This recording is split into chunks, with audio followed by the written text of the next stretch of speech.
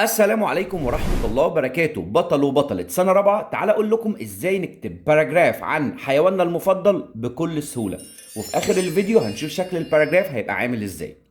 My favorite animal is the حيوان المفضل هو وتبدأ تكتب بقى lion جيراف، ولكن ما تنساش تحط the قبل الحيوان. وهستخدم الأربع أفعال is وhas وeats وlives.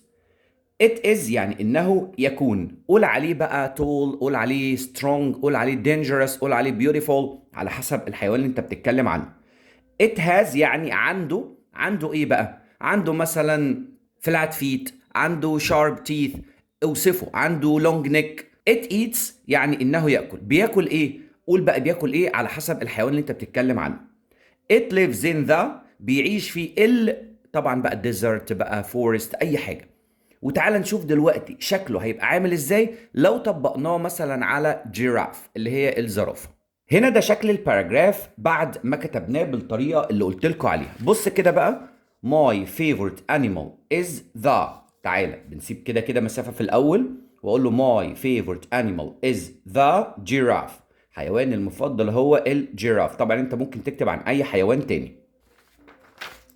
it is tall إنها طويلة. لو بتكلم عن اللاين مثلا هقول عليه بقى strong مثلا قوي. بعدها it has عنده إيه بقى أو عندها إيه بقى الحيوان اللي بتكلم عنه؟ it has a long neck يعني عندها رقبة طويلة. لو بتتكلم عن أي حيوان تاني بتغير بعد it has. وهنا كنا قايلين it eats بياكل أو بتاكل إيه؟ it eats leaves بتاكل أوراق الشجر from tall trees من الأشجار العالية. وآخر حاجة بختم بيها it lives in the forest بتعيش في الإيه؟ في الغابة. وبكده أنت كتبت باراجراف بكل سهولة. وما تنساش دي ورقتك اللي هتبدأ تحل منها. وبالتوفيق يا رب.